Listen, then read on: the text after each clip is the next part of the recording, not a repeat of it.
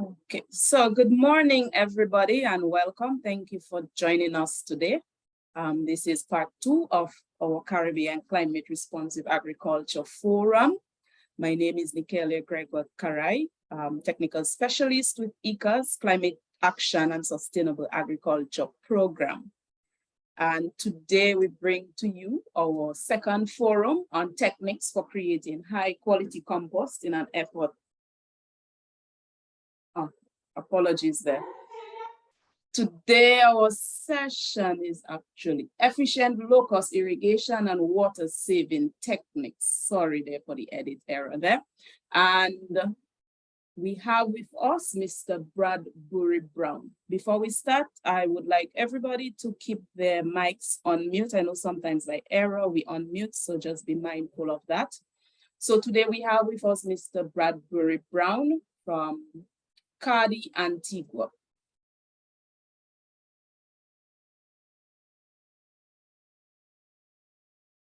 Key objectives of this forum is to raise awareness and to share knowledge of climate-smart agriculture practices and various options for the region. We seek to build a community of interested and engaged actors at a regional and national level, and we share this forum with ICA's 13 English-speaking member states. We have from Antigua, Bahamas, Barbados, Suriname, Dominica, Grenada, Guyana, Jamaica, St. Kitts and Nevis. We also have St. Lucia, St. Vincent and the Grenadines, Suriname, and Trinidad and Tobago. So there should be quite a range of persons across the region here today. And so we're looking to build that sort of community of interested persons. We're also seeking to promote enhanced coordination and collaboration among you, the stakeholders across the region as it relates to agriculture, activities and programs within the agriculture sector to build the climate resilience in the region. And more so, we also look to link technical knowledge to practical actions on the ground. So this forum is not about just coming in, getting the knowledge and leaving, and that's the end of it. The key thing there for us is we want that knowledge to translate into action on the ground. And so today, as I said, we have Mr. Brown with us. He's a senior agriculture technician in irrigation, agronomy, and seed production with Cadiz, Antigua, and Barbuda. But today, our focus will be on irrigation and water saving techniques. Mr. Brown has a wealth of knowledge in the area of irrigation, dealing with drought condition. As most of us will know, Antigua is a very dry country with a lot of water issues and access to water, and therefore he has a wealth of knowledge, a wealth of experience that he will share with you today. So without any further ado, I present to you Mr. Brown, who will discuss with you, after which we will go into the question and answer section. So please, you could unmute your mic when we reach that session and you could speak, or you could type your questions in the chat, whichever you choose comfortable with.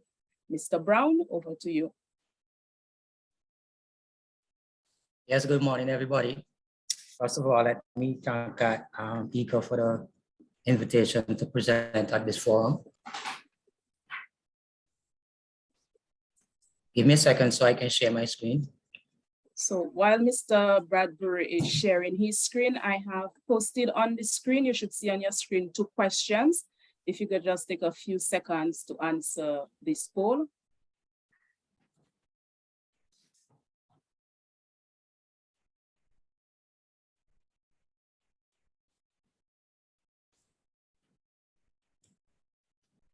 So it will be on your screen and you just select the answer you feel pertains to you currently.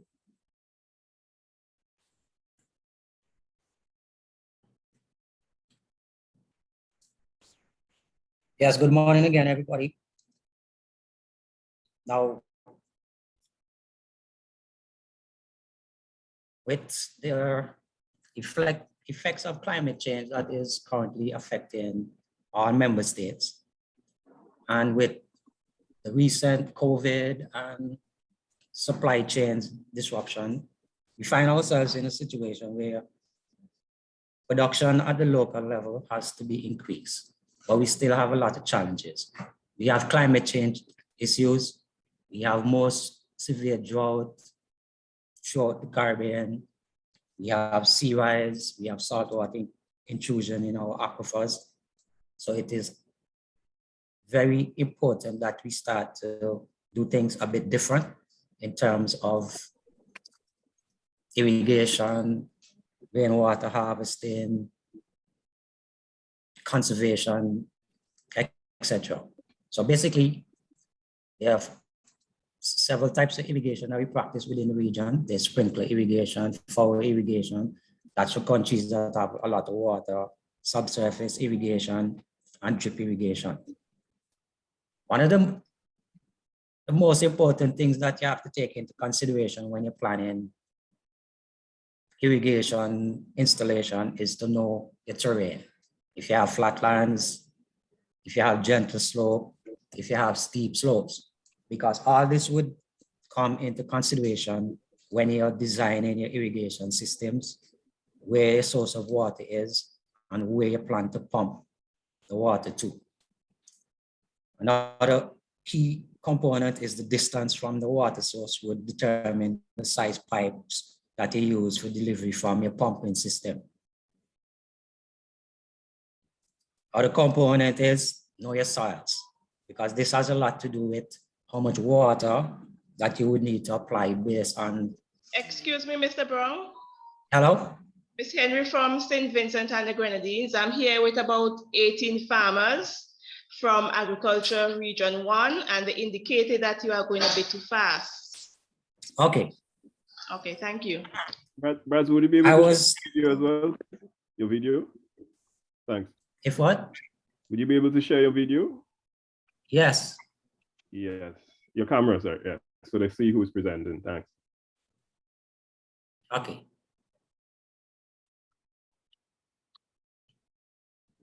The reason why I was kind of going fast was I have a time limit, and there's a lot of information to cover.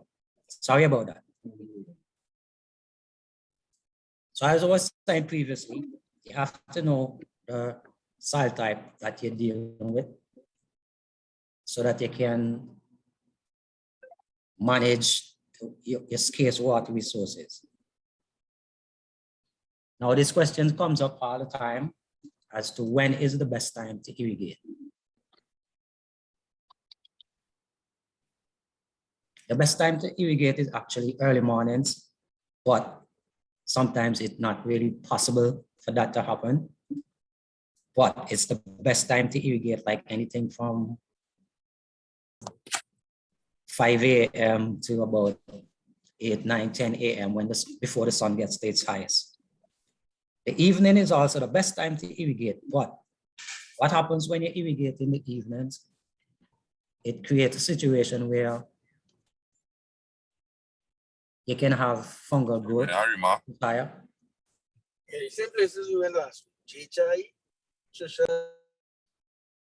And irrigating early in the mornings keep the soil cool and moist during the hottest periods of the day. Another important aspect to consider is you need to know the crop that you're growing and the crop water requirements so that you can schedule your irrigation cycles at the appropriate time so that you maximize on your irrigation schedules. So for example, when you just transplant or you just sow the seeds, at that stage of the crop does not require the large amounts of water that you would need later on in the crop production.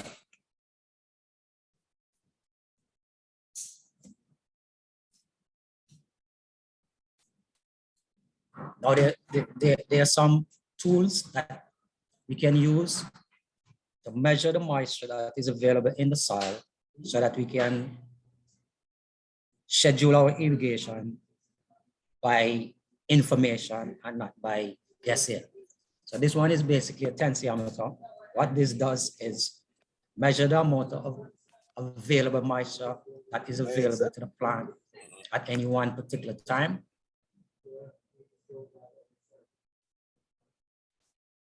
So it reads and gives you information. So once you go in the field and you check the tensiometer and you see based on the reading, like this one is showing wet. So you don't necessarily have to irrigate. Then you would see dry, wet. Now, if you have this instrument installed in your fields, when it reaches 50, it's an indication that the moisture levels are getting low. So then is when you need to irrigate and bring the moisture content back up to field capacity. This is also another instrument that a cheap one that can be bought. It's a soil moisture probe that you just stick in the soil and it will give you a reading. This is another one, a cheap one, because we're trying to find affordable equipment that we can use to monitor the moisture in our soils. Now, for those of us who have to do a lot of cost of production, this is another useful equipment. This is a water meter so that you can actually measure the amount of water that you apply to your crop, and you can get a costing for it as well. So when you're doing your cost of production to see what is your cost of production for a particular crop, this is also very useful. Now, before the seminar, we got a lot of questions from individuals in terms of drawings for appropriate irrigation systems, field systems. So these are the next couple of slides which show you drawings of irrigation systems. Most of them would be designed in terms of using tanks, small water catchments to do either gravity feeding or in some instances solar pumping. Now this one shows a tank on a platform which is basically gravity feeding, and as you can see from the top, it's capable of irrigating small areas. This is another one that we would be implementing in another project, which you have a structure that does the rainwater harvesting, a solar pump that would pump the water to your farm, your holdings. And these are not expensive systems that you have to implement. This is a tank that is on a platform. This was constructed to assist ECO with the EBA project with the vetiver grass. And we was doing it in an isolated location. So this is on a platform and it's 100% gravity feeding. Now, a lot of us in the region, when we start to think about rainwater harvesting, water for irrigation, and so a lot of us start to think about building ponds, dams, etc.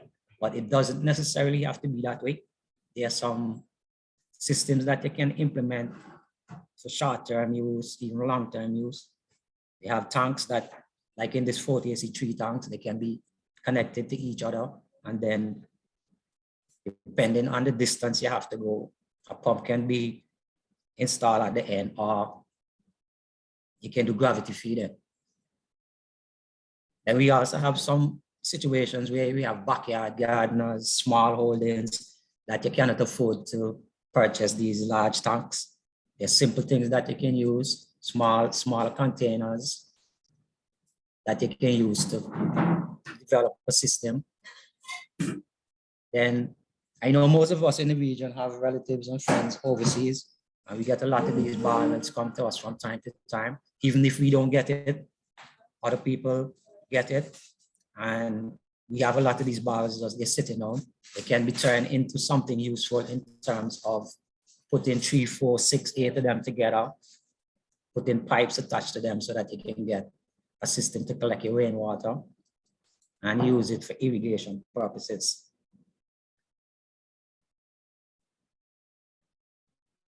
Now, in this modern day and age, a lot of us don't have the time to go to our holdings and irrigate. Sometimes it's just to irrigate alone. It takes time depending on where your situation is.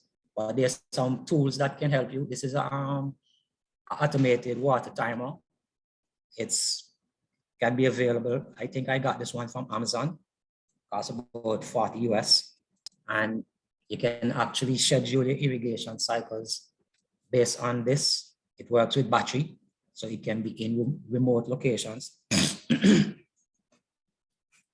And for example, if you schedule to irrigate 3 days a week, you can set it at that. If you want to irrigate for 5 minutes, every irrigation cycle, it's capable of doing that. It's very useful.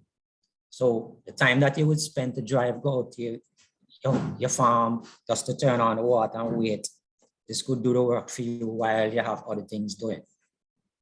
One of the things that we also have to take into consideration when designing irrigation systems is our filtration system.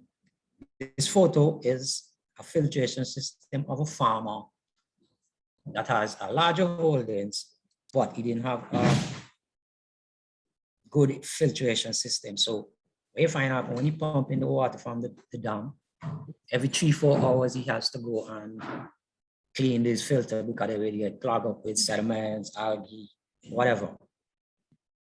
So in consultation with the farmer, we now implemented this.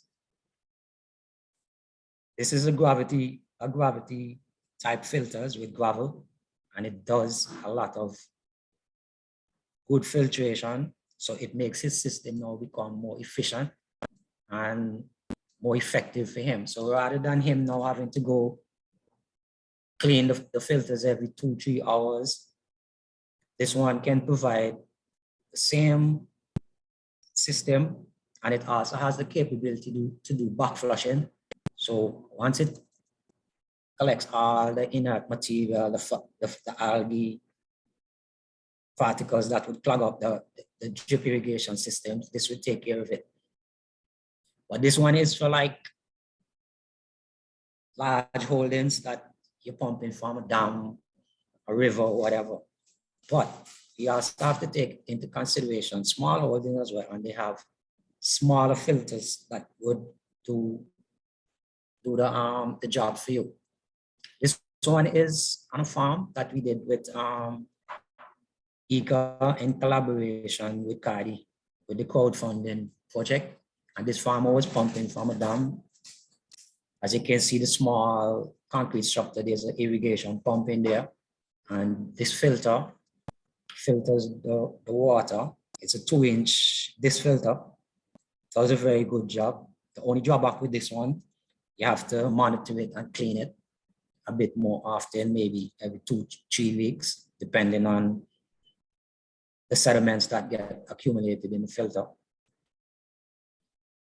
This one is from the same filter that you saw previously, but there's a primary filter and a secondary filter. If you notice in the slide, you have the secondary filter, which is a small black one, and then the water meter. What this does, it filters the solution from the tank for the fertigation.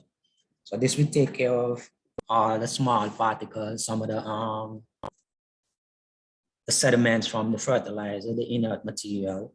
And when it goes through the drip system, you will now get practically clean sediment-free water. But from time to time, you have to clean it so that it becomes more efficient. Because what we're trying to do is to provide efficient systems so that the farmer or the backyard gardener or whoever has less technical work to do so that they can concentrate on more production.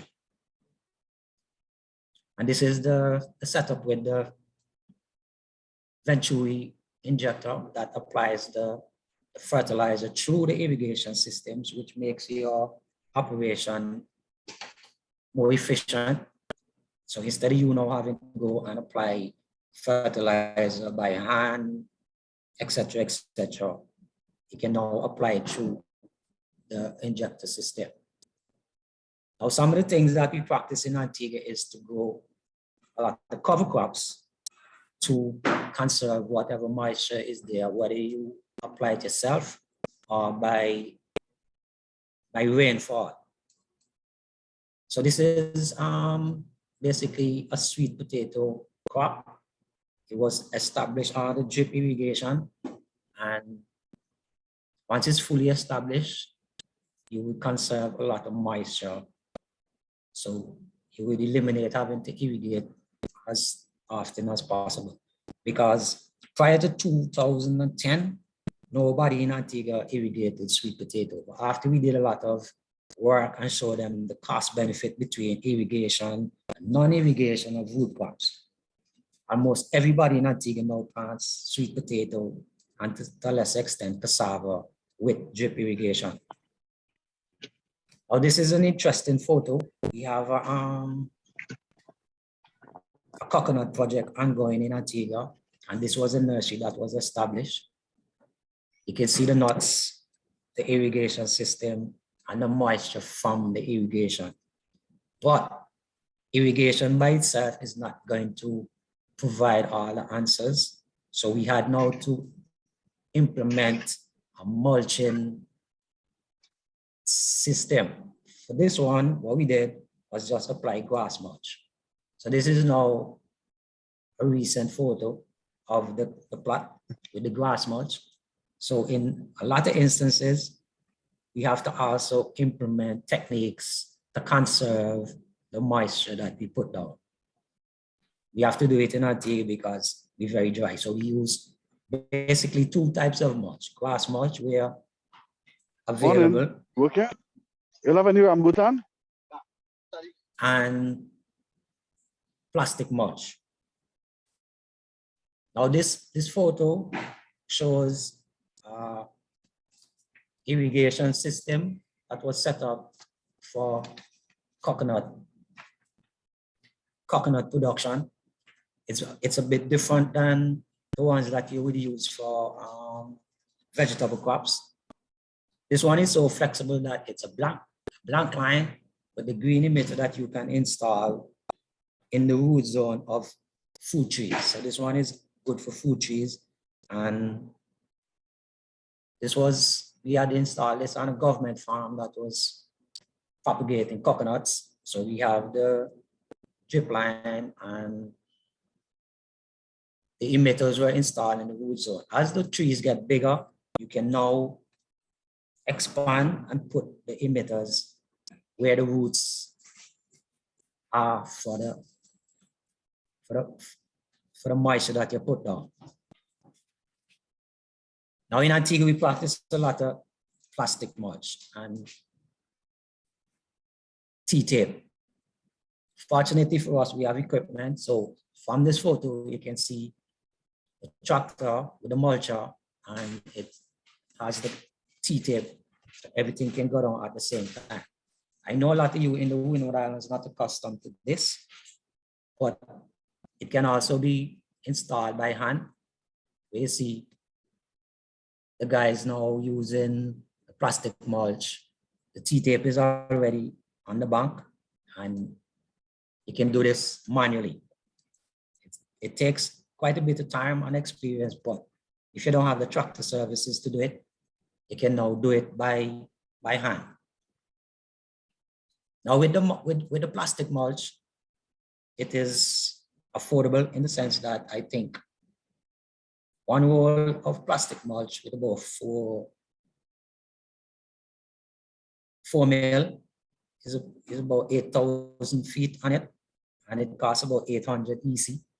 So you can actually mulch an acre with one roll easily. This is the tractor applying the mulch. And what we do in Antigua a lot is plastic mulch, the irrigation, the fertigation, but it also gives us the flexibility to grow more than one crop in the mulch, because we practice a lot of minimum tillage to conserve whatever moisture there is. So sometimes we can get 3-4 crops out of one mulch application. This is a field of hot peppers that we established about a week ago. And we're very big on hot pepper seed production. And knowing our situation in terms of moisture and water, we have to do this because we run in the pepper plot in some instances for 9 months. And invariably, the crop would be grown in a lot of drought periods. So this gives us our key advantage in terms of managing the crop. It also provides a lot of cover for weeds. So rather than now we have to be weeding the whole plot, we just control the furrows. Sometimes it's just basically hand weeding, in some instances, chemical application with herbicide. And this also reduces your cost of production in terms of labor and labor costs. Now, this is a very interesting photo. On one of our trips to Barbuda, we met with this farmer that plants peanuts. But because Barbuda is so dry, the farmer was unable to plant more than one crop of peanuts a year. So normally he would plant peanuts in September. That is when traditional rain season.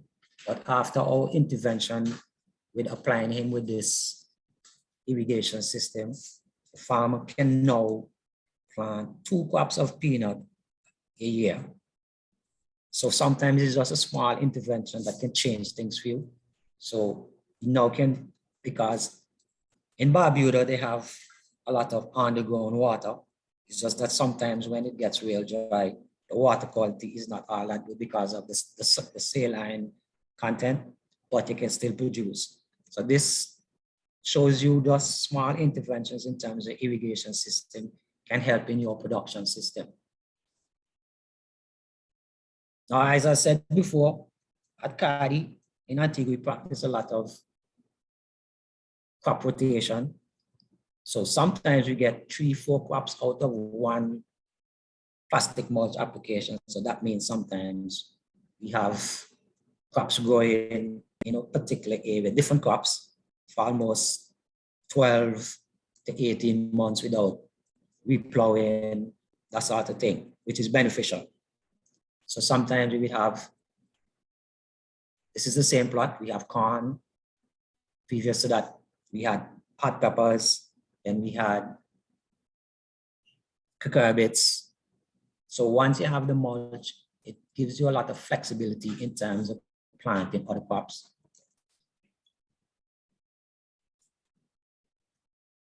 Now this is another plot that we have with sweet potato intercrop with cassava. I know a lot of you in the islands that have a lot of water would be surprised that we plant in cassava and sweet potato with irrigation.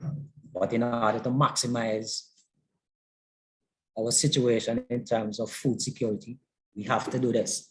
And then it becoming more prevalent in other Caribbean countries that are water rich. We have times of the year, mid-January to sometimes May, is when we have a lot of drought conditions and we still need to grow. So these are some of the techniques that you can implement in terms of intercropping, planting other crops for food production and income generation. This is a photo of some plantings that we established at the field station in Antigua, utilizing the same irrigation system where we use a blank line and install the emitters in the wood zone so that you don't have water wasting between the trees. Now, a lot of us in the region, when we talk about irrigation, we only study about irrigation for crops, but we still have the livestock sector to deal with. Some farmers are livestock farmers, and drought conditions affect animals way more seriously than crops, because once there are no available animal feed, you either have to slaughter the animals or they would die. So what we did, we established a plot of mulberry, and it's under irrigation. So you can come and cut feed your animals. This is a plot that we did in collaboration with ICA as well. So you see, we have the gliricidia, the mulberry, the African star grass, guinea grass. So you have it being irrigated. So in the dry, hot weather periods, you can still produce animal feed, which is affordable, and you can maintain your livestock until such times that the rain comes to give you relief in terms of forages. This is another photo of the same irrigation system, irrigating yams, banana, cassava. Now, one of the questions that was asked when the forum was advertised is what to do with recycled water bottles. We have a system here in Antigua that was introduced by CARI representative Paul Lucas in terms of utilizing the water bottles to grow vegetables. So what this is, take the large water bottles, cut it in two. The top section we fill with soil, and we have a wick system that goes into the bottom section that is filled with water. And as you can see, we have good production of lettuce, pak choy, wherever you want to go.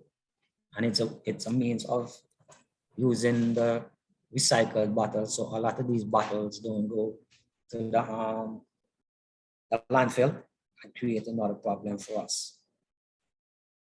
This is another photo of it, where another section where we painted the bottles black so that it deflects the direct sunlight and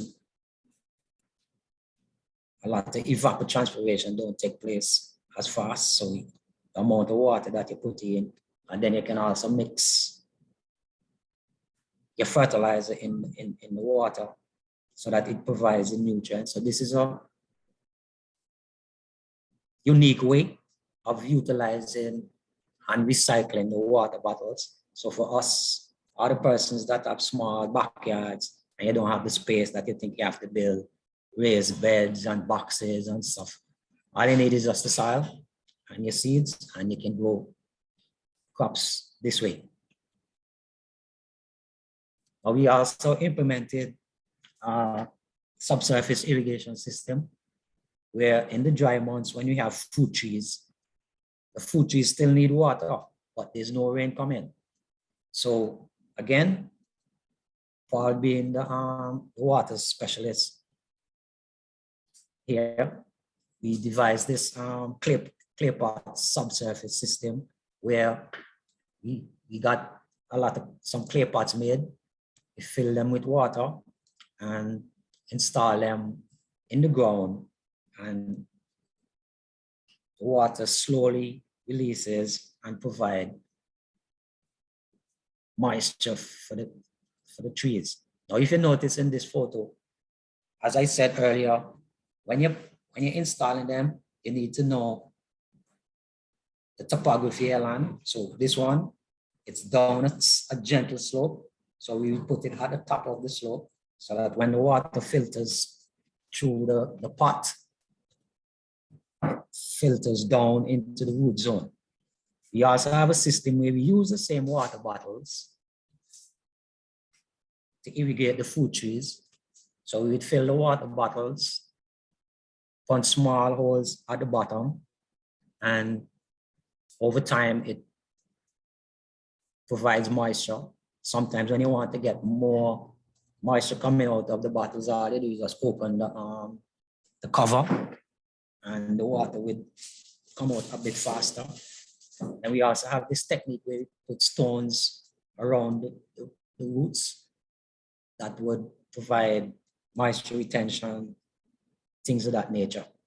So this is also a good way of utilizing the water bottles for recycling. So all you have to do is fill them and leave them. So your food trees would now become productive if you're depending on your food trees for even your personal home use or for revenue generation, especially in the dry months. I know a lot of us don't spend time on irrigating food trees when it's dry because we're utilizing the water for our vegetable crops, but the food trees still need to be productive. This is another photo of the water bottle and the food tree. And all these trees were planted in extreme drought conditions. Right now, they're very productive. Now, one of the questions that were asked was costs for irrigation equipment, costs for its installation. This is just a basic cost for irrigation equipment. This is just for the irrigation equipment alone for 1 acre land. It's the T-tape, the submain, the connectors, the filter, and the venturi. So the other costs that would be involved in this would basically be dependent on the distance from your irrigation setup to your pumping.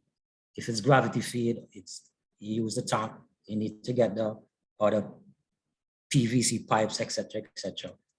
I would not know the cost for those depending on your location. Another question that was asked is suppliers. Our main supplier for drip irrigation material is Jamaica Drip. They provide a lot of drip irrigation material, technical advice, you name it. Then there's a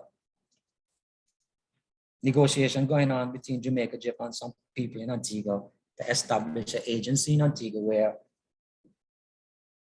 they would probably service the OECS, which would be a lot more affordable for people in the region rather than having to ship out to Jamaica. And the material will be easily accessible. I don't know what the situation is, especially in the OECS in terms of suppliers providing drip irrigation material, stuff like that. But this is it. So that's the end of the presentation.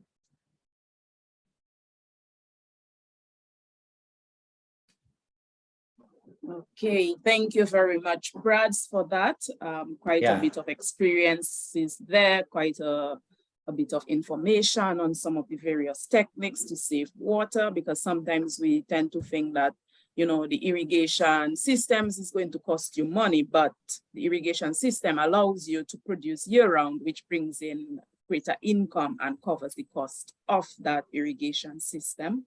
We do so far have a bit of questions. So participants, you can raise your hand and open your mic to ask your questions, or you could also type in your question, but it would be good to get that interaction. It's an open session, do not feel shy. The session is for you. You selected that topic you were interested in, so this is your opportunity to get some answers for your questions, share some of your experiences. Mr. Leon Richardson, your hand has been up for quite some time. Apologies. The questions, we do have this open dialogue to take the questions, so you can go ahead and ask your question now. You are on mute, so unmute your mic.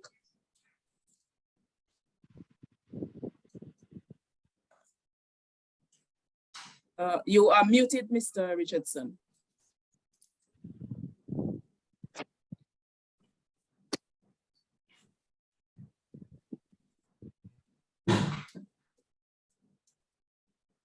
I'm sorry, I didn't realize my hand was up all the time. Am I sorry for that? Okay. Am I mute? Yes, Leon, you could go ahead. I know I got a technical glitch. I can navigate away on the screen. I could not hear you clearly. I said that I think that may be a little technical glitch. I touched something wrongly, trying to navigate my way, seeing how to get. Okay, So, no problem. I'm sitting listening, and when there's another time, I have to. Okay, no problem. So we will take you, Mr. Arnold. Okay, thank you very much for allowing me to speak. I was following most of the presentation and I liked how it progressed, given lots more details as in the beginning is about slope and possibly current capacity and so on. But what was really that caught my attention, because I'm a rural development specialist, I was looking at the technology that my colleague Lucas had developed with the use of the plastic bottles. And I'm very happy to say that I like it, and it can be adapted to vertical gardens, especially in the urban areas whereby there are space limitations. For those, Mr. Lucas, and I am very happy to be able to participate. Thank you. Thank you, Mr. Arnold. And definitely, yes, particularly for persons with the limited space in the city areas. I mean, it's always good to grow a little of your own vegetables. Now, these things tend to be quite costly, you know, having your own little kitchen garden, they become quite useful there. Mr. George Emmanuel, you could go ahead. Thank you very much, Nikelia. Good morning to everybody. Brad, thank you very much for the presentation. I have not seen you for a little while. I really did enjoy the presentation as well, Brad. We know that's your forte. We always look forward to you doing our irrigation and our drainage system. So interestingly enough, I wanted to ask you, because we do plastic mulching as well, based on your recommendations, in fact. But do you have challenges with soil compaction? Specifically because we recycle the area in which we do the mulching. Sometimes we use it over a year period, 2 years period, and we recycle crops there. So that is basically a question I would like to find out if you really, and of course the soil compaction is based on soil types and all of those kind of things, but do you see it as a challenge though, the soil compaction? Secondly, the mulch itself, when it is no longer usable, because over time it deteriorates and it becomes not quite usable, it always has a lot of holes and that sort of a thing.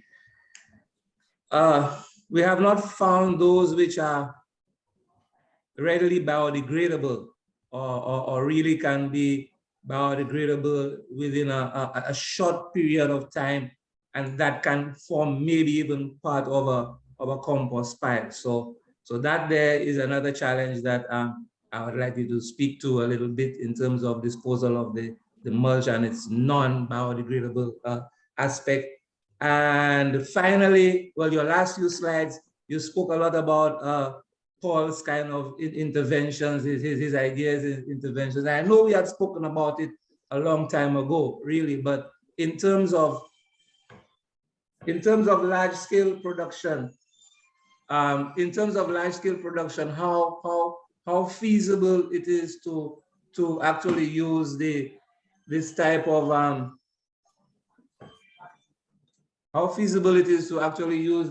of system for large-scale production, the use of the bottles. I mean, we work with hundreds of acres and not just a small backyard. Thank you, Brad. Okay, first response was the compaction. What we try to do is get the land preparation done properly from the inception.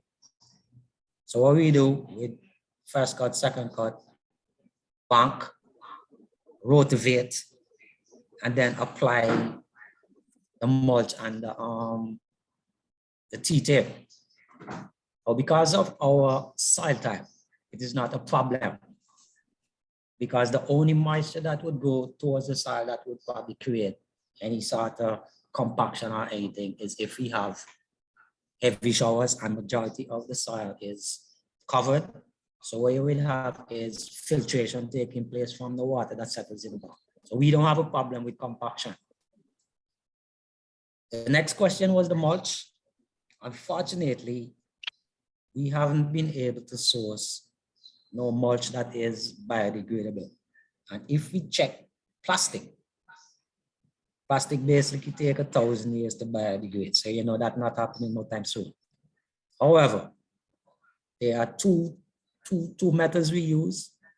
There's a mulch remover that you can remove the mulch and then dispose of it properly. And it can be removed by hand for your next land preparation. So that eliminates the tractor plowing the mulch in the soil and creating another problem. The last one with the water bottles that Paul implemented, that is basically geared for small operations. It was not intended for no large operations in terms of hundreds of acres, right? The irrigation system would be more applicable for large acreages, and there are systems that are capable of irrigating food trees and vegetable crops. So in a nutshell, that's basically the answer, George. Thanks there, Brad. In terms, I'll just take a question from the chat. Quite a bit of persons are asking in terms of painting the water bottles, why black and not white? Because normally when we hear black, we're saying that it becomes a bit more hot. So persons questioning why black and not white. Now, if you notice, we have black plastic mulch. Now, if you know the rationale between black and white attracts heat and black deflects the heat. So instead of the heat coming into the water and creating a high rate of evapotranspiration, the black reflects the heat. Whereas in colder countries, they use white mesh, white plastic mulch to attract the heat, to provide heat for the plants when they grow. So that's the difference between the black and the white. I know we have this misconception, black and white and heat and so, but it's the opposite. The black deflects the heat and the white attracts the heat. Great. Lionel, we'll take your question.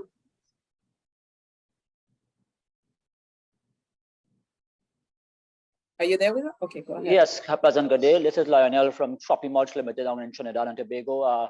Greetings to my Caribbean brothers. A few comments I want to make this morning. One of them was already touched by the previous gentleman on the degradation of the plastic mulch and that being not biodegradable. Second item I'm looking at, and I'm speaking from our experience with wood mulch for the last 12 years.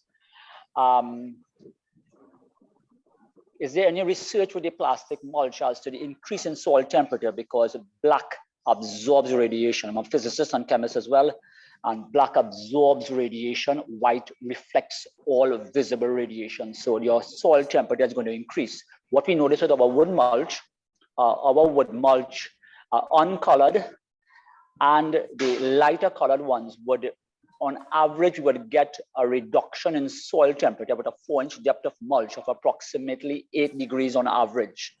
And we're seeing with that drop in temperature, the water which you have won by whatever recycling method you use is more available for your xylem bundles in your plant. You're not going to lose any by evaporation. We're seeing on average over the last 12 years, we've worked a lot of people within the country here who are into organic gardening and such. And we're seeing on average data showing us about 20% reduction in watering. So they're saving that amount of water. And in addition to that, we also getting into some research with a private customer in the East, where they're looking at the reflection of light, more light onto the plant with a lighter colored mulch actually boosting production. That's a new research we're into with a customer presently. So I would like to ask our esteemed presenter if there's any data with the plastic mulch as to how much it increases the soil temperature by, and if that would affect the evaporation of the water which has been won, and it goes back into the system and not into the plant. And one last comment I would like to make. In Trinidad now, we are suffering greatly because of lack of foreign exchange and the supply chain. And I'm seeing in a lot of the agricultural techniques that we want to adopt, I don't know why we're doing that, but in some cases it may be unavoidable. What I'm seeing is we're incorporating a lot of outside variables, which will make us dependent on the outside world, and then to take our valuable foreign exchange and give to them. And I'm seeing it's possible, it's happening within our own confines here, where people are actually taking what we have in hand and we are creating solutions to the problems that are before us, so that we become less dependent on the outside world and less dependent on losing that valuable foreign exchange we may have. We may want to keep it for something more important, medicines or whatever. So that's my contribution, and I thank you very much again for being here this morning and allowing me that privilege of making this statement. Thank you again. Have a nice day. Thank you, Lionel. You could go ahead, Bryce. Well, firstly, to answer the question about the mulch and the heat and stuff generated. The best mulch to use in the first instance is organic, whether grass, wood chippings, whatever. But because of our dry conditions in Antigua, and I think it was in the 90s, we had some Israeli specialists. And if we have to track back, drip irrigation, plastic mulch, fertigation was invented in Israel. So a lot of the technology that we use in Antigua was adopted from that. In all honesty, we have never done no actual research in terms of collecting data in terms of the temperature and whatever. But in Antigua's situation, we don't have a problem in terms of the temperature rising to no excessive amounts. As a matter of fact, in a lot of instances, when we test the temperature beneath the mulch, it is fine. It is not hot.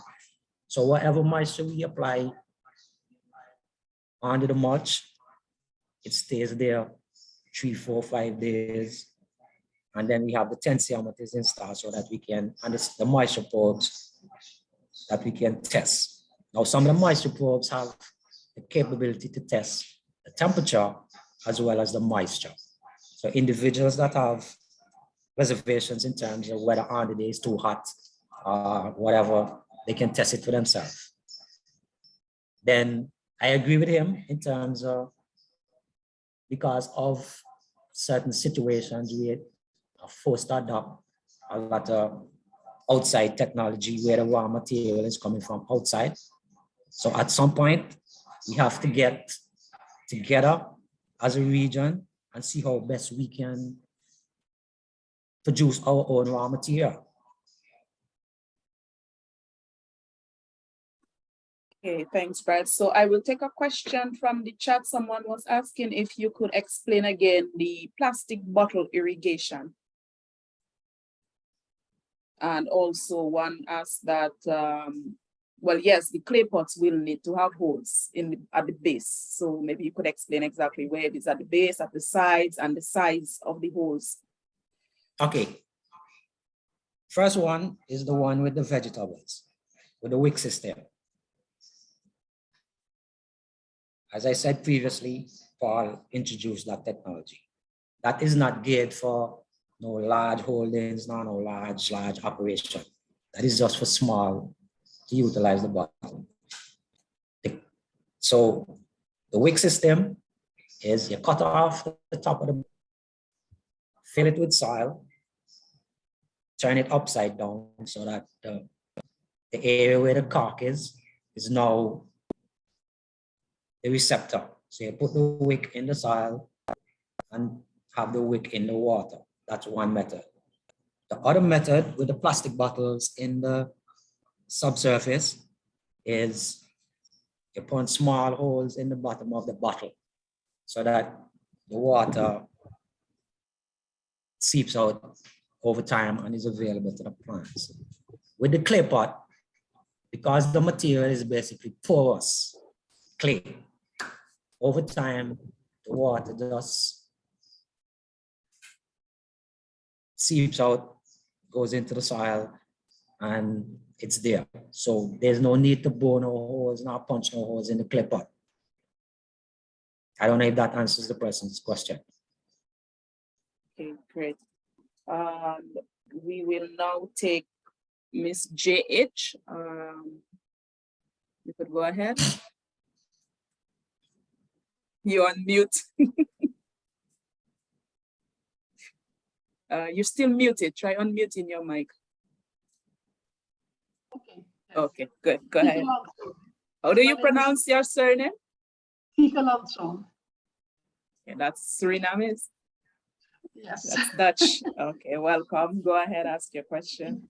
Yeah, thank you very much for the presentation, Mr. Bragg. I entered a little bit late, so that's why I heard you said something about cutting the plastic bottles in two, and then you put the earth in the top part, no, of the bottle, and then the other part you use to put water for the crop to be able to take water out of it. Is that what, did I understood it well? Yeah, but between the soil and the water is a wick. You know, like, yeah, it's a cotton material. I don't know if some of us that old enough that we have lamps and stuff like that, that you have the wick that you would light and the fuel would be absorbed by the fuel. It's the same system. So there's a wick, which is a cotton material that you put between the soil and the water, and it gets moist and translocate up and provide moisture to the soil all the time.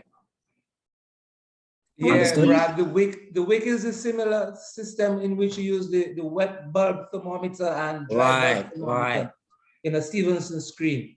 So the water is moved along the wick into the area which is dry. Okay, I don't understand that yet. Well, I don't know what a wick is, yeah, what we will probably try to do is send you a better picture that shows the whole schematic of it. Okay. Okay. Good. If we could just, before we move out of the mulching, Jenny, if you want to come in there to add anything, go ahead. Oh, yeah, colleagues, good day. I just wanted to add on the mulching because there are a lot of things about it that, again, maybe we look at it very simply, but it's a little bit more complicated. I would agree that the issue of white and silver mulches, they do reflect more light, and the black mulches tend to absorb light. Also red mulches as well, they tend to absorb light. However, one of the things that we have to also be concerned, the issue is not just the issue of whether the soil temperature increases. You have to answer this: does it increase to a level that may be detrimental to some of the processes? That's number one. And does it increase to a point where you have a dry increase in temperature, meaning that the humidity or the moisture level is lower? That is where you become more concerned, etc. And luckily, the black and red does not do that. In terms of the soil temperature may increase, it is dependent on the type of soil that you have. For example, the difference between mulching in sandy soils versus clay soils in terms of the entire properties, how much moisture could be held in the soil and how quickly they actually heat up. That is a question. So for example, there have been studies that would have been done and clearly showed, particularly from the University of Florida, even some works that were done by Cardi in the earlier on, that you are seeing an increase in the temperature for red and also black mulch. That temperature, however, and for example, the white and the silver mulch, you are seeing a greater reflection of the light. However, the yield and the earlier to market resulted under the red mulch. And so even if there was an increase in the temperature for the red mulch and the black mulch, you're seeing the issue of earlier to market and productivity being higher under the red mulch. There's a reason for that, because with the mulching, you're not only concerned, like I said, with pure heat, you're concerned with the ratio between what we call the far red versus heat relative to the red light. And that also has an effect on the plant and how it grows and how it performs as well. And so just bear that in mind. Actually, there are some mulches that take advantage of mixing both the white and the black in different layers, etc., so that you have a little benefit of both of them. And so that I just wanted to bring that to the table, that when we are looking at the issue of rising temperature, it has to be contextual. And we also have to ask the question, does that increase particularly under the tropical environment or the specific soil, whether it is injurious to the processes that will allow for availability of nutrients, etc. Thanks. Thanks very much, Johnny, for adding some added clarification there and some of the research that has been done in the areas of the mulch and the colors of the mulch. And thanks, Audra. Audra has placed a link in the chat that shows what the WIC system is for some of the persons that would have been asking. Jackson, you can go ahead for us to take your question. Yes, good morning, everyone. Just listen to the presentation as it relates to moisture retention and for the benefit of farmers. I didn't hear anything pertaining to the use of things such as compost to help with moisture retention within the soil and to add to soil structure and things of that sort. So I think that kind of raised a little eyebrow there. For me in that sense, if we are looking at the whole aspect of water retention and the whole soil structure, and it means everything water. The other issue has to do with you mentioned something about tensionometer, but I know for the bulk or the majority of farmers, there are some indigenous knowledge as it relates to this to deciding when the soil is lacking in terms of moisture content. I don't know how much work would have done in that area, so at least a farmer can take a sample of soil and maybe look at it in his hand between its finger, and you could tell whether or not the soil is dry or it's have adequate amount of water. The other important issue I didn't hear anything mentioned about, because the topic is low cost irrigation system and increased productivity, has to do with the quantity of water in a particular area and for a particular crop. I didn't hear much information about that, because I think that is something that is very important for majority of farmers. I see have pictures with tanks, how many gallons of water it would have taken to carry a crop to its productivity, to its stage of maturity. Thing of that sort. So I think that's something that can be looked into inside of it. And the important issue has to do with the whole aspect of the return to gallon of water used, in terms of its marginality, in terms of for every gallon of water that it would have been used, what is the actual yield you're getting inside of it. So that those are my major concern or comments I have to make itself. Thanks, Jackson. Brad, you want to address any of them? And Chinny, if you want to come in after to add anything on those comments. Thanks. Well, firstly, based on the subject areas that I was asked to present on, we did not add the traditional knowledge because I would have probably, I may be wrong in terms of assuming that almost everybody know how to test the moisture in the soil and everything by hand and feel the textures. All I was just attempting to do was to show people that there are other methods that can assist you in terms of knowing what the soil moisture content is. And then early in the presentation, I had mentioned about crop type, crop water requirements, and stuff like that.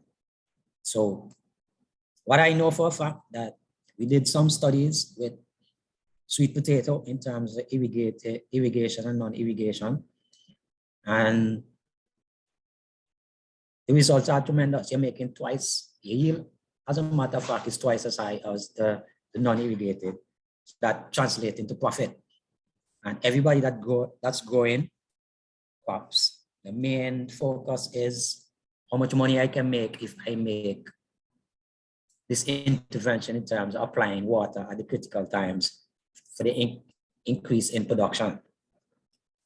So Chani, if you have anything else to add, feel free.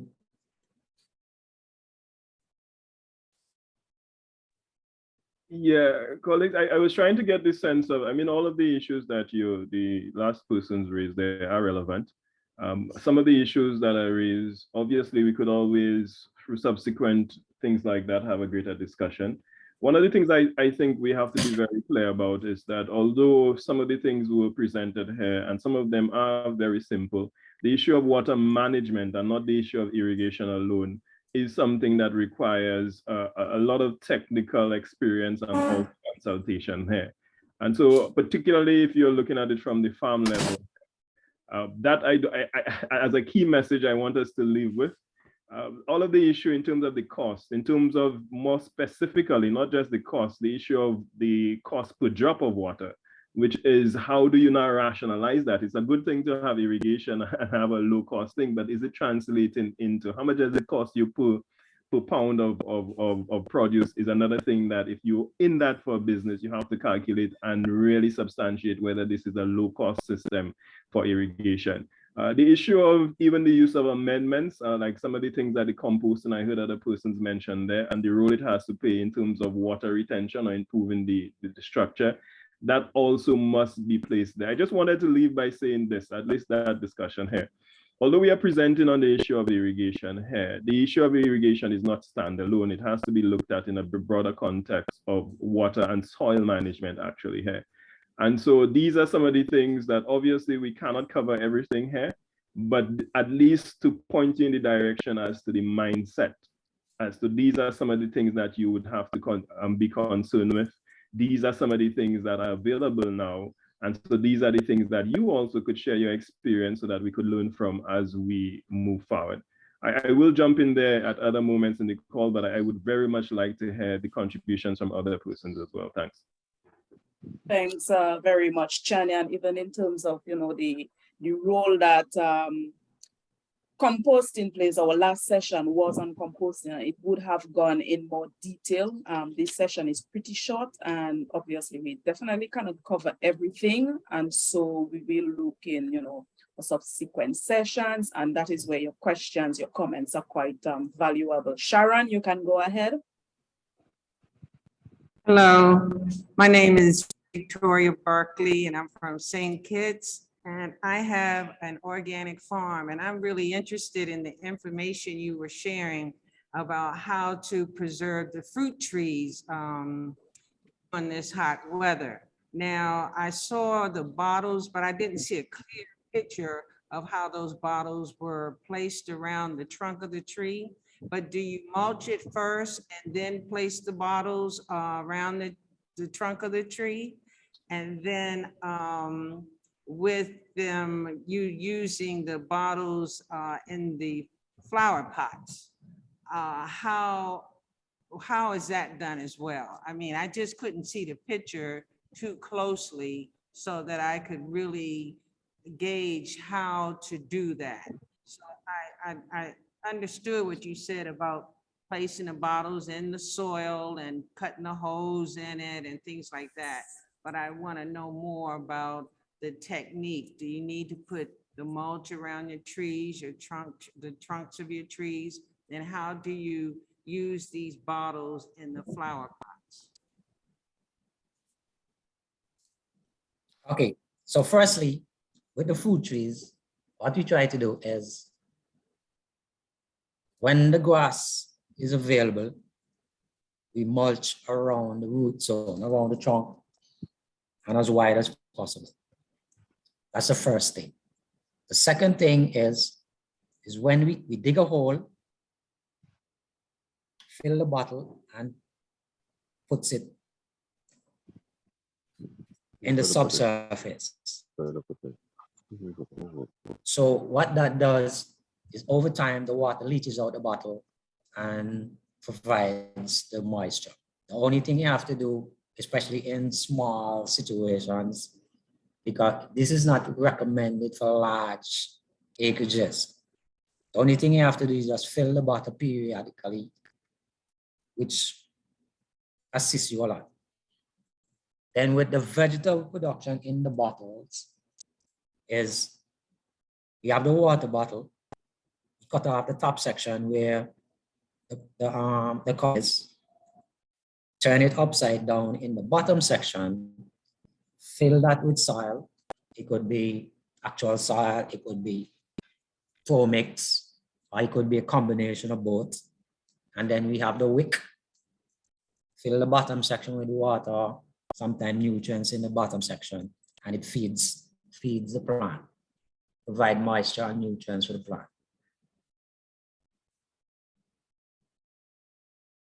Hope that answers your question. I know that you showed a picture of the wick, but we didn't see that, how the wick is used. We didn't see that. Yeah, because I would have to get the photos of it when it was done from the inception, because how the photos that I showed were just the crops actually growing. But there are photos that we have, probably have to look for them, or just get a set when we're doing it over and send them to Michaela, and she can distribute them accordingly. I could also share those. Also, we had Audrey sharing a link that gives a bit of an example of how the wick is there inside of the bottle. So you could also look at that link, which I just shared again. So I will take a question from the chat. One of the questions is, when there is high calcium carbonate in the water, how do you manage it to prevent clogging? And someone also indicated that they have experienced white flies under the mulch and what they can do to help eliminate that.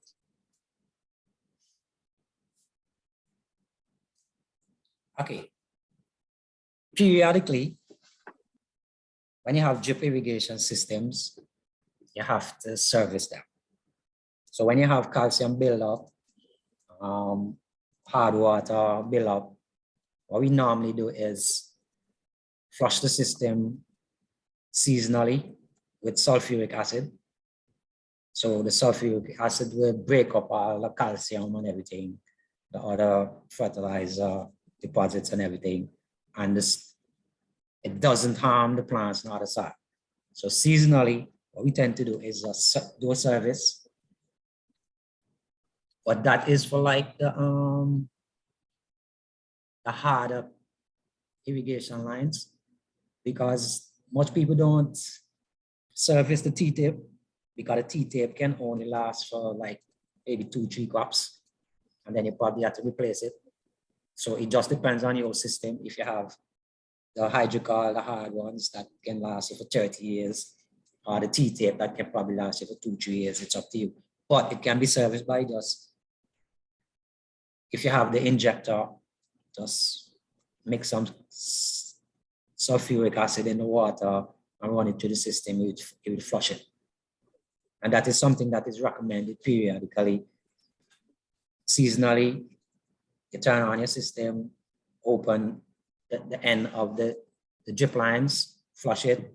Same thing with the sub main, flush it, set back the connections, and you will get rid of all the buildup. Okay? Even sometimes when you don't use it as often, you find that ants and stuff would find a home in the line and create some sort of clogging. So you have to periodically service your irrigation system.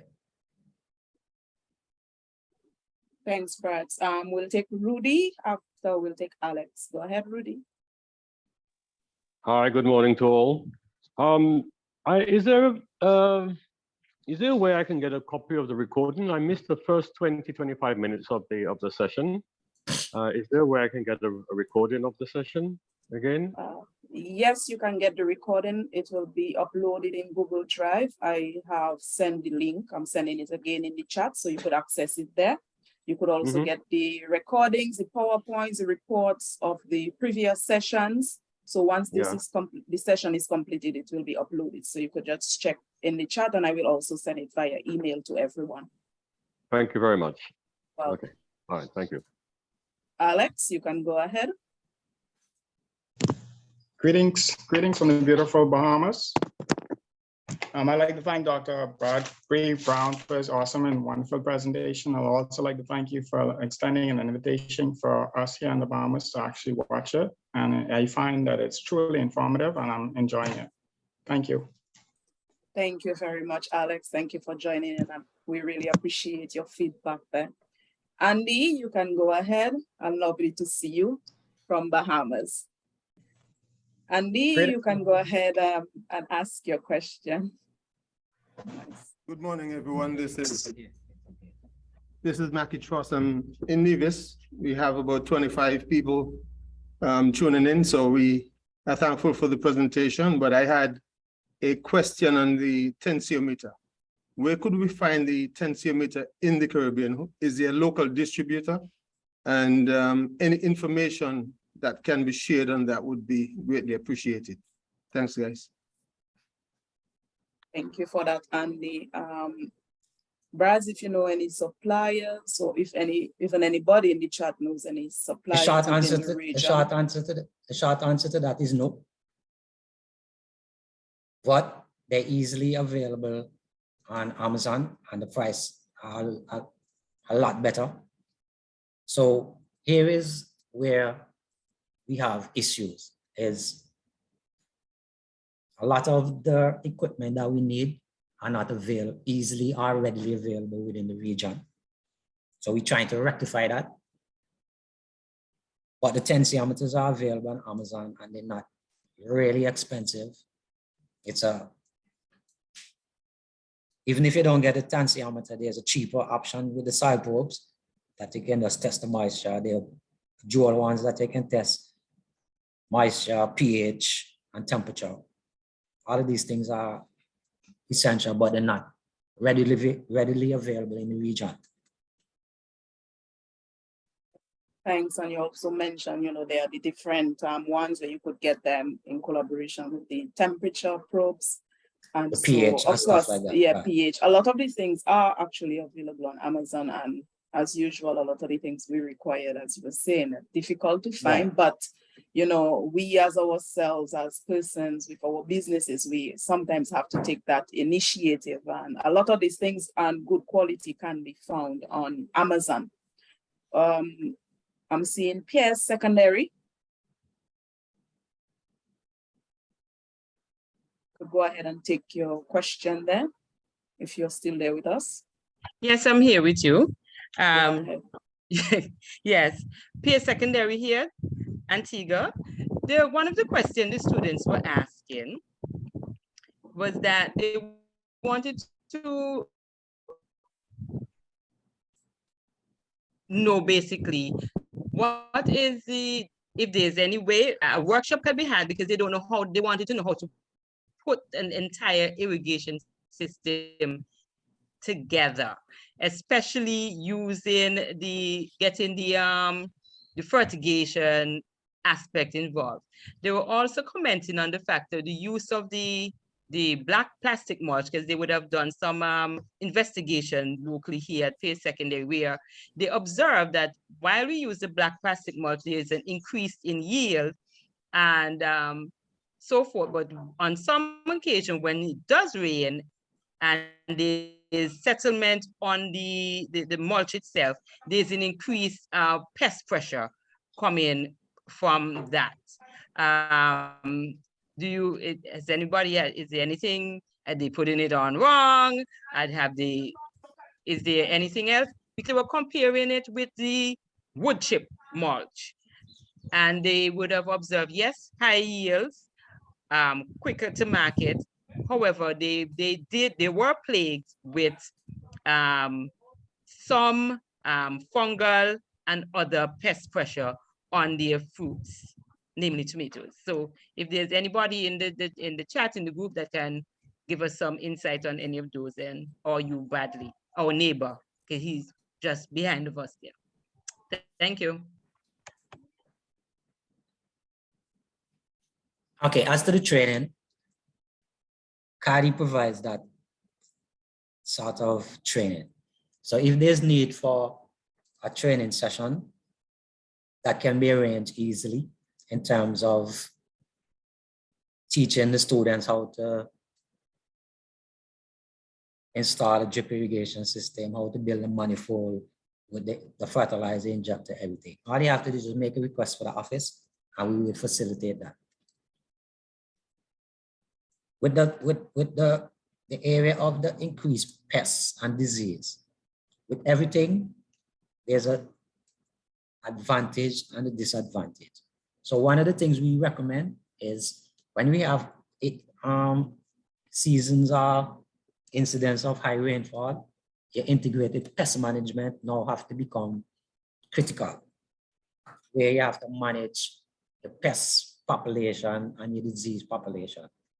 That is just one of the disadvantages that come with it. But yes, it happens, but you have to manage your pests and disease situation. Perhaps Nicola, I could come in here as well, just to add to that, if that's okay. Johnny. Yeah, that's quite fine. Go ahead.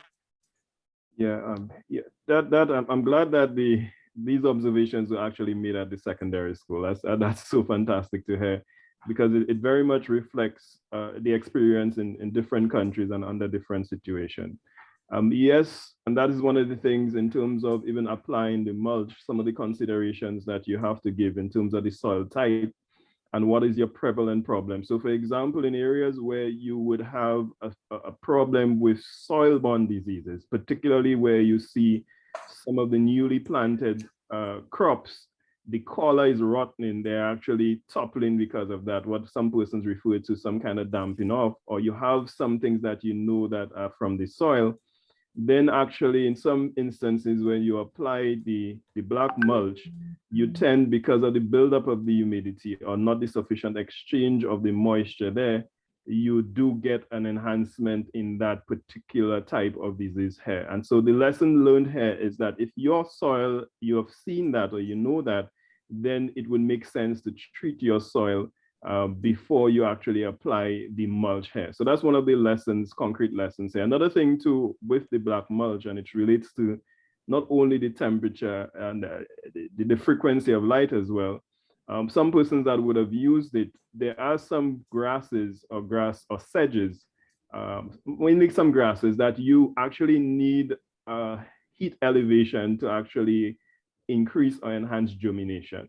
And so in some instances, even with some of the, what person called the nut sedge it's supposed to be, you would see an increased proliferation with that and other grasses, particularly because that kind of trigger, the heat trigger, already incites the germination there. And you could see some of it actually piercing through some of the plastic mulch, particularly the black one. So that is another consideration that one has to be mindful of when you're applying or selecting a mulch there. Thanks. Excuse me, peer secondary here. Another thing that I'd like to mention is a secondary school. So we try hard not to use a lot of pesticides, etc.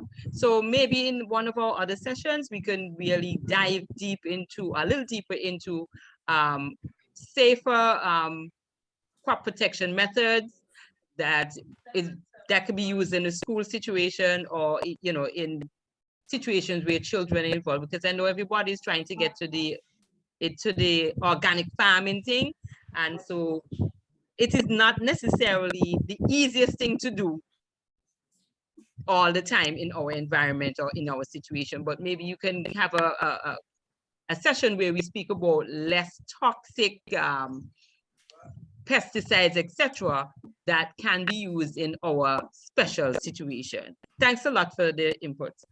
Thanks for that, Pez. Before we go on, I just want to clarify, I hope that by me saying treatment, that does not automatically mean that I was referring to chemical treatment. Treating the soil, there are various ways that you do that. In fact, one of the ways that I would suggest is the issue of the solarization of the soil.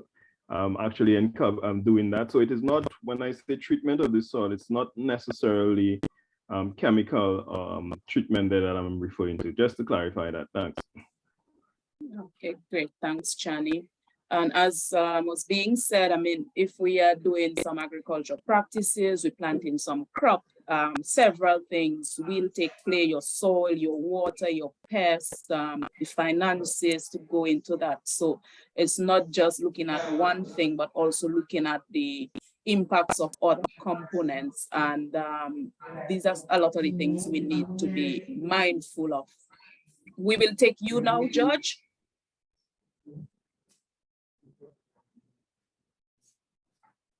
Thank you, Nikelia, for acknowledging me once again. I really do enjoy the discussion. There are a lot of issues which can be discussed here. Certainly the one of soil solarization and treating the soil that Chenny has mentioned. But what I wanted to also highlight, and maybe for another session or another call, perhaps Brad can maybe even speak more to it. But drainage also is as important, or even more importantly, an activity for crop production. Understandably, we have the challenges with the vagaries of climate, which forces us to do activities such as water harvesting and ensuring that we can provide the water for the crops. But equally important, we have to drain the areas sometimes, as if we have areas in which, even areas where we insert drip irrigation, these areas at certain times in the year can actually do get inundated and flooded out from excess water. That in itself will cause some runoff and even soil erosion, especially in some of the steeper slopes like in the Caribbean islands. So I just thought it was necessary to mention that drainage is important. It allows for aeration in the soil, promotes good bacterial activity. And of course, if we don't drain the soil and we put in the drip irrigation systems, then we will run the risk of having oversaturation, the proliferation of pests, the increase of fungal infections, and those sort of things, especially under plastic mulches. So I just thought it, necessary to mention, yes, we want to do the water harvesting, we want to increase our production using efficient methods of water application to the soil, but we have to be mindful that if the drainage system is not a good enough one, then we run high risks of loss in terms of productivity. Thanks, guys, but nice presentation, and I like the questions coming up from the participants as well. Thanks very much, George. Thanks for your comments. Thanks for joining in. And of course, yes, drainage is very essential there. You have countries like Dominica that experience high rainfall, and we definitely need to take drainage into consideration. Even if certain times of the year you have these dry conditions, there are parts of the year where you have excess water and you need to manage those properly to reduce your soil erosion. And of course, this is where your planning as a farmer comes in. You know your land, you know the environment you're in, and that requires planning. Where do you put your drainage? How much drainage? As you would have seen in some of the pictures Brad's put in, you do have the drainage systems between the beds there. And of course, this is something you have to consider. Brad's, if you want to jump in there, or Chini, if you want to jump in to add anything on those comments, go ahead. Yeah, Nicola, I could jump in there, but of course, because Brad starts with a B, I will allow him to go first. I come out. Nice one, Johnny. But if persons can remember, the first part of the presentation was you have to know your terrain and you have to know your soil type. Once you know that, then you can implement your interventions that you need to prevent a lot of these issues. Like you're on a slope, you cannot plow the land and bank the land in a certain direction, because you're just creating a situation for environmental issues in terms of landslides and flooding. If you know your soil is high in clay and the water content is high, some things just not for you. So if you know you're going to have flooding, you don't want to put down plastic mulch and all of these things. This is just systems specific for certain environmental conditions. Okay, Johnny? Yeah, no problem, Brad.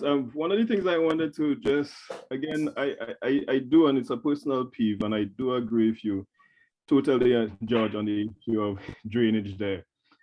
I'm actually very concerned that inside, you're putting your bags on the shelves. Right, sorry. I have a concern that a lot of the emphasis is on rain harvesting, particularly as it's presented as a management system. I would argue the point that the issue of getting the supply of water is not as critical as what do you do with it here and how do you use it efficiently.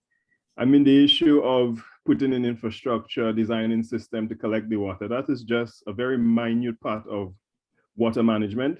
What I find the gap is how do people effectively distribute, use, account, use that for making the decision. That for me is where the meaningful aspect comes in, even if you're looking at just one aspect of water management, which is the sourcing and the application for crop productivity. So colleagues, I know that everywhere you turn, you've seen some rain harvesting, you've seen a pond, you've seen a roof system, etc.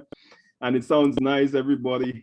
If you ask them, rain harvesting, harvesting. But I would very much like if the attention in terms of a more holistic thing down the line, that now you have the food in front of you, how do you eat it properly and what use can you make of that resource or that food in your body? I think that is the most critical question as we go forward. Thanks. Thanks, Jenny. That's a good brain teaser there to keep us thinking beyond the just, getting the water, irrigating. What do we do thereafter? Thanks for that. Jennifer, we'll take you.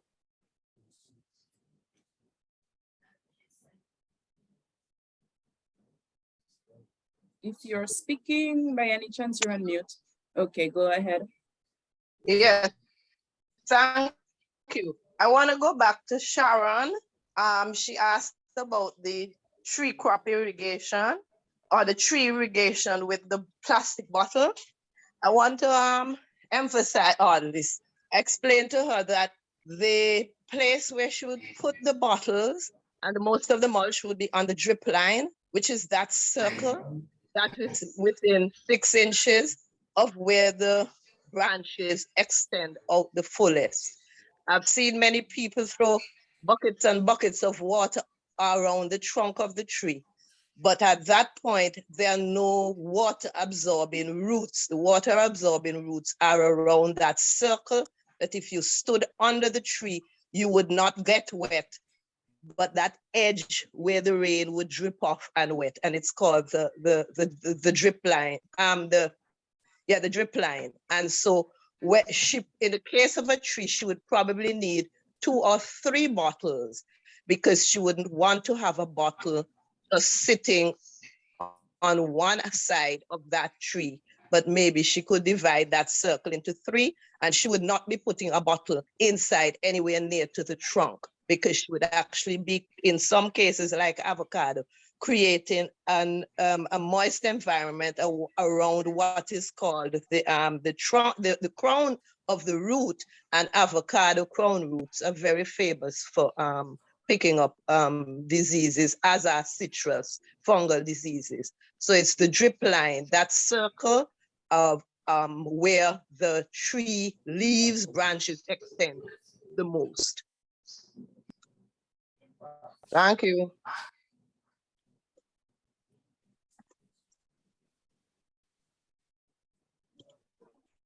Thank you, Jennifer. Anybody wants to add any comments to Jennifer's? Are you there with us, Brad, Johnny?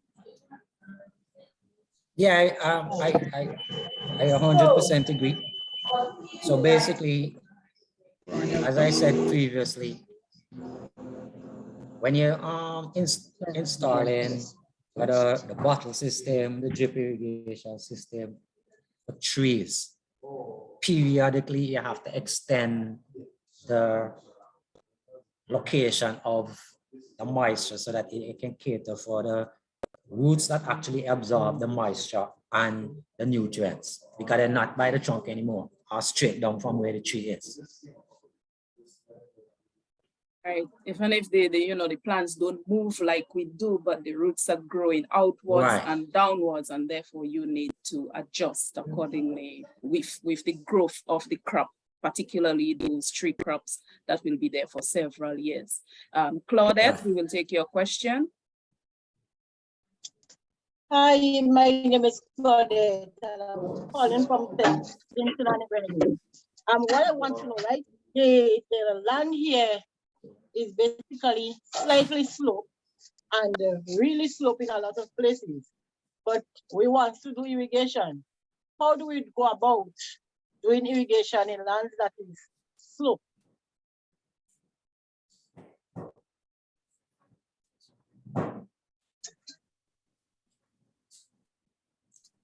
Well, firstly, one of the things that I would recommend off the bat is run your banks on them across the slope, not down the slope. So you would have the banks on them running. So if the slope is east and west, you would make the banks on them run north and south, and vice versa. Plus, also doing that, you build contours that would cater for excessive rainfall, that you wouldn't have a lot of mudslides and stuff like that. Then another consideration you have to take on board is, once you irrigate it up the slope, creates some issues whereby you have to pump the water up the slope and then back down the slope.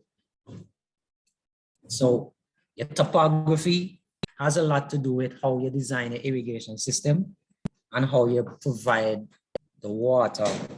Just like what Chani was saying, you have the water, but it's how to use it effectively for maximizing crop production. Okay, thanks, Raz. Okay, we thank will. you. Welcome. So we'll start wrapping up. I'm seeing we have 4 hands up, so we'll take these 4 questions and just about 2 others from the chat. So Craig, you can go ahead. No, something else. Are you there with us, Craig? Hi, good morning, everybody. Thanks, Nicalia, Craig Thomas, Antigua and Barbuda, National Specialist for the ECA office here. It's just more of a comment. Just want to commend Brad for such a timely presentation. For persons who have logged on from Antigua know that ECA and CARDI would have done greater number of work when it comes to irrigation interventions in Antigua and Barbuda. And we would have seen, especially post-COVID, a number of farmers implementing irrigation system basically to help to complement our food security issues that we have in Antigua. We know Antigua and Barbuda is dry, but we would have seen the success stories with small, simple irrigation systems, some without fertile irrigation system, some with irrigation system. So the teacher from peers who basically requested the support, we are always readily available to share that knowledge with them so that we can continue to expand the knowledge for the importance of irrigation system, soil and water conservation. So again, thanks to Brad for such a timely presentation. Thanks.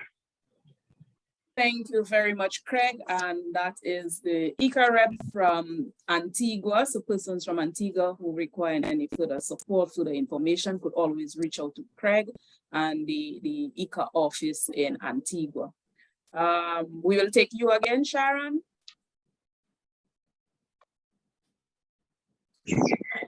Hi, pleasant good morning. I'm from Trinidad and Tobago. Yeah, can I go ahead?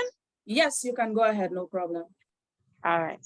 And people were talking about the Wicca plan, about the Wicca method.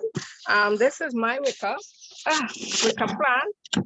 As you can see, the Wicca is underneath the plant. Now, I did the bottle, and I have been doing it for a while. And because I found that it works so well, I incorporated using ordinary pots with bottles. And so I did the same thing. And so I for all my house plants, everything Wicca, right? So this is the Wicca. Your plant is on top, it's in the container, and you must have a hole to allow the escape of excess water.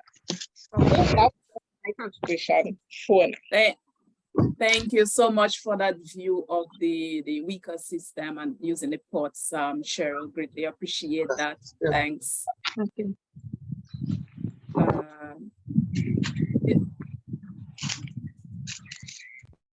Okay, we will take the St. Kitts or the Nevis office. Go ahead.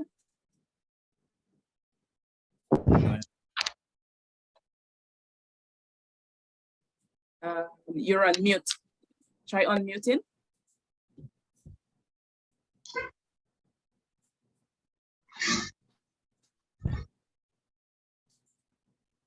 Still muted. Okay, you can go ahead now. All right. Hi, good morning.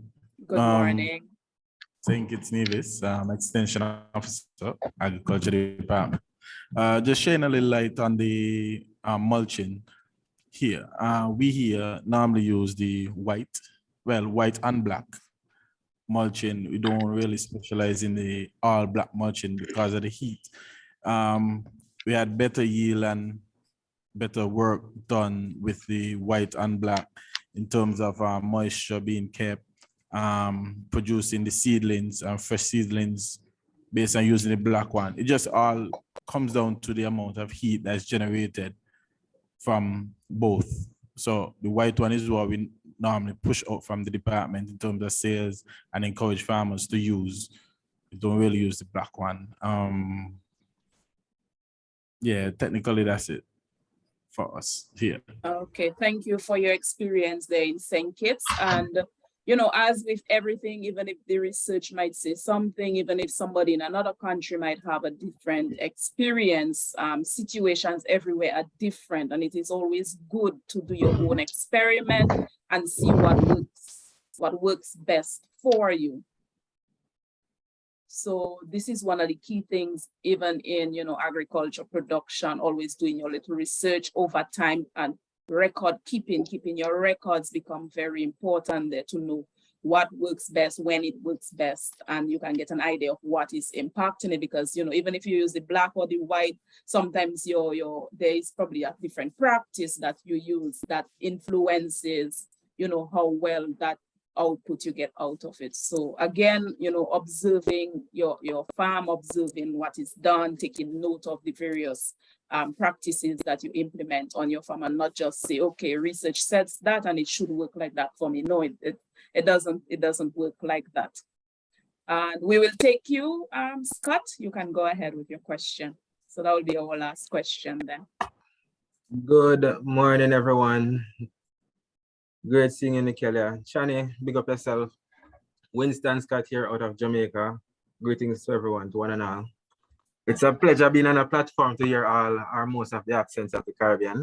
I am having fun. All right, so my, not necessarily a question, but I want to touch on the topic of the water harvesting that Chani spoke on. And it's something that is very, sit well with me in terms of there's an intriguing part of it that I really need to get some understanding of. And what is bothering me about water harvesting is that it's environmentally friendly, yes, low cost, true, but it's a system that works when you have rainfall, because rain would be the source of water, right? when you have rainfall, you don't necessarily need irrigation. However, yes, you store the water for when it's not raining. However, Shani talk about effective use of water. Now you're going to channel that resource that you have. What if we have a drought situation for an extended period that exhausts your water supply? What would happen then? Because you have no rain, you wouldn't have any water to harvest, therefore you don't have any water to distribute to your crops. And obviously, we cannot catch all the rain that falls during the rainy season. Your storage capacity will be limited somewhat. So that's one of the things that I'm considering. I'm thinking about it, water harvesting. It's good, it works. You can catch the water that falls off from a shed or a catchment area or a watershed area. But what happens if you have an extended period of drought that deplete your water resource and you have crops in the ground depending on this water? So that's one of the things. I don't know. It's just an intriguing part of it that does sit well with me. So I'd like if somebody could, mention something about it, or am I the only one thinking along that line? I hope I said that well enough. I explained myself clearly. Over to you, Nikele. Okay, thanks for that intriguing thought there. And of course, with the rainwater harvesting, the key thing there is also storing that water during the rainfall season so that that is available during the dry season. And in thinking of that, one of the key things is, again, it might not necessarily just be about the irrigation, but that's where, calculations have to come in. The size of land that you're farming, the type of crop that you're farming, which will bring in the crop water requirement. And that now you use all these parameters to do your calculations to give you a general idea that, okay, if I get a drought for say 4 months, I will need that capacity of storage. So this is where now, outside of just, okay, I need water, but that is where you need the calculations coming in and the parameters to do those calculations. So you need to be aware of these things to know how much I need to store so that I can have that amount of water for this particular crop over a certain acreage over a period of time. If you want to weigh in a bit more details there, Brad and Chani, go ahead. Yeah, but in addition to what you're saying is, we don't have no control over when rain comes in. What we try to do is harvest as much water as possible so that in periods of drought, you have an alternative system. Now, when you're realizing that it's going to be a prolonged drought, here is where the decisions become critical in terms of what crops you need to irrigate, the amounts of water that you need to irrigate to maintain the crops. And also knowing your crop water requirements at the different stages so that you can conserve early in the crop growth, just apply enough water to maintain when the crop, whether it's fruit trees, vegetables, whatever, the critical times when you need to irrigate to maintain food production, whatever. It's sometimes just decision. If no rain coming, there's nothing none of us can do. Just pray that rain comes. But at least we have a system in place where we harvest the water when it's available and utilize it in drought periods. If we have prolonged, well, in Antigua, we don't have a choice. We have to do as much rainwater harvesting because we almost know that by the middle of December till about the middle of May, rainfall is going to be low. So what farmers try to do is harvest as much water. As a matter of fact, in Antigua right now, 90% of the water that is being distributed through the domestic system and the farming system is our water. We just don't have a choice. Yeah, I could come in there. Go ahead, Chani. Brad, were you completed? Sorry. Yes. Yeah, Winston, that's a fantastic question here. And that is why I think the point about looking at water management from a more broader perspective is very important. So There are several things, and I think that there are several countries that you can look at as a case study, particularly Israel. Israel essentially had a 7-year drought, more than that actually, 7-year drought. But when you travel to Israel, you're actually seeing that they were allocating water to nature. Right, and you're seeing it actually greener than in some of the Caribbean countries when there was a dry period here. So that's one of the things I wanted to keep your mind on. Also the issue of water harvesting, and that is the misnomer as well. When people think of harvesting water, they're thinking of rainwater harvesting. However, if you look at the technology now, there's harvesting water from your relative humidity, the moisture in the air, which is there, which is present there, which is another source of water. There are technologies doing that in disaster-prone places that, again, we could actually look at. Right now, there's a company right here in Trinidad that is actually selling water systems for in-house use where you extract the water from the humidity in the air. That is also a source of water harvesting here. To the largest extent as well, even some persons, I wouldn't necessarily agree with it on the technical fine points of it, but the issue of translating seawater into usable water, some people assume that as water harvesting as well. I think it's more water processing, but persons will also put that on the harvesting here. The clear issue is that, like anything else, it's a simple issue of your demand and your supply here. And there's only so much that you could do. Your principal purpose as somebody managing the water is to see what is the best use that you can make out of it. Look at your sources, where you're getting it, what sources you could tap on. If you're only going to rely on rainwater in certain places here, one, it is not just the issue of whether there's enough rain there. The other issue, do you have a large enough containment system to allow you to trap enough so that it goes through your growing season, becomes another challenging question here to battle out. But the end point for me is this here. If we continue thinking that rainwater and the issue of relying too heavily, like you said, that is the sense of your question, as a fix-all or particular way that can mitigate or address some of the challenges that we have, I don't think that we are there on the ball to actually do that. We are not poised to do that unless we open our vantage view a little further to consider, one, the better use, more efficient use, meaning that because of the water cycle, you look at the issue of how could you maximize the life of the water on your farm. So you actually design it so that it stays on your farm for the longest. That is another thing that we did not explicitly say, but the retention of water on your farm is another thing that you as a farmer or you as a person to try to see how it stays there as long as possible before it goes back into the cycle in terms of being evaporated from that here. So Winston, very good point. Participants, just be aware that rain is not the only source of water. And there are also things like the seawater and also the relative humidity.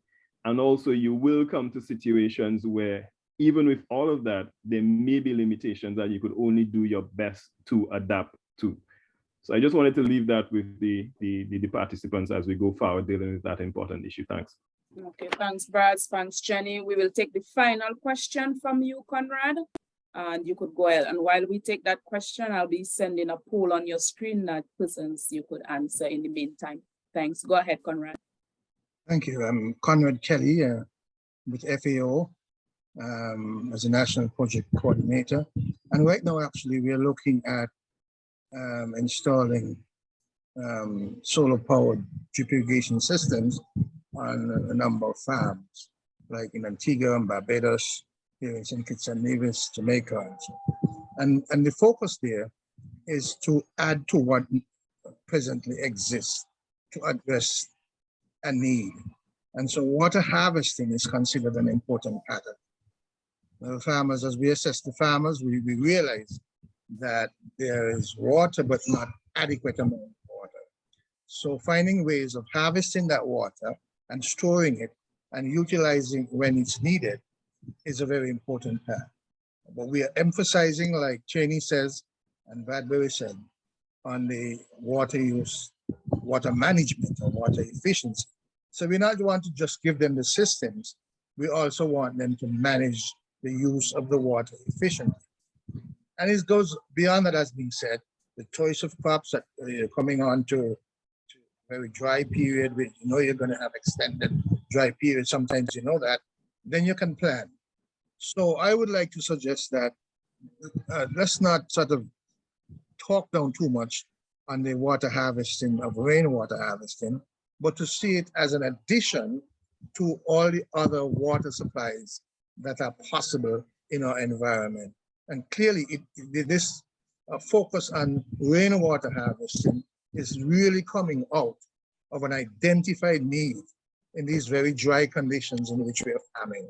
I just wanted to add that and underscore the, not to belittle rainwater harvesting, but to see it as an additional source, if managed properly, could in fact extend the time when we have water available for irrigating our crops. Thank you very much. Of course, thank you, Conrad, and I do agree with that. Of course, one thing on its own will not work. We have to look at, incorporating other aspects like the water harvesting, your mulching, your drip irrigation, and the various actions on the farm there as well. Brads, if you want to weigh in, Jenny, and then I'll just take the last two questions from the chat so we could close off.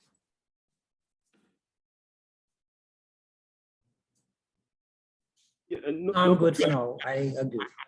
Yeah, no problem. I just wanted to come in there, colleagues. Thank you very much for the attention here and also sharing what you all have been doing. It is very tremendous. It's very nice to see people actually, the lady that I think it was Sharon actually demonstrated and showed what she is doing here. That is what we envision for the forum. I want to also leave the participants with that the issue when we particularly share technologies and perspectives, the issue is never an issue of belittling. The issue is more of being more inclusive of some things so that we have a more inclusive approach and we are more pragmatic in terms of how we are thinking of things. I think all of us could appreciate that all approaches and technologies, they do have the advantages and the disadvantage, but based upon that, you don't just rule them out. And so it's an issue of, while we look at this, we cannot dispute the issue of sources like rainwater and other sources like that. The issue too is to balance it off, like Mr. Conrad said, with the most efficient use of that as well. And that would be the same for anywhere where you get your water from. The issue remains whether you have too much or too little water. The issue always remains the issue of management of water there.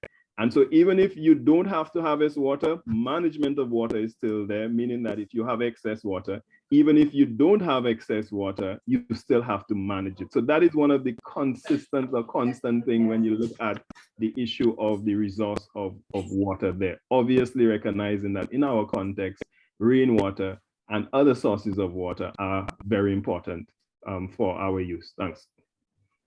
Okay, lovely. Thank you very much for that. Thank you, Brad. And we just have 2 minutes to wrap up. So I would like to extend special thanks to you, the participants, for being here today and continuing taking part in our sessions.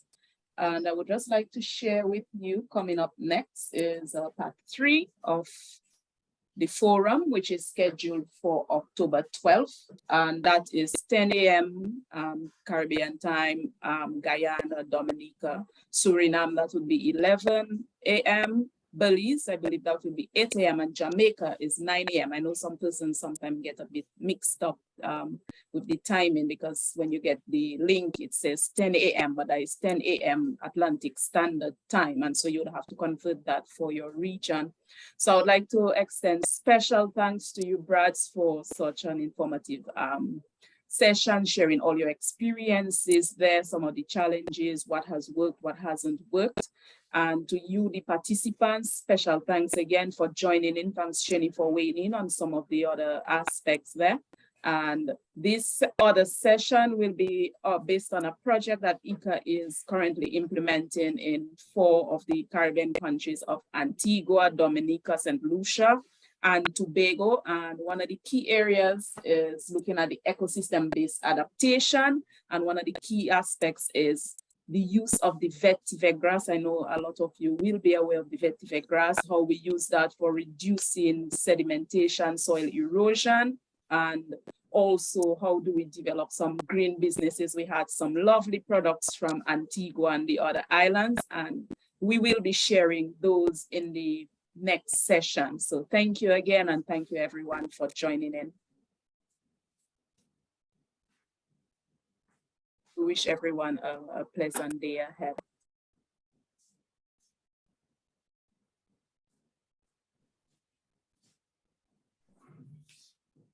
Same here. Nice.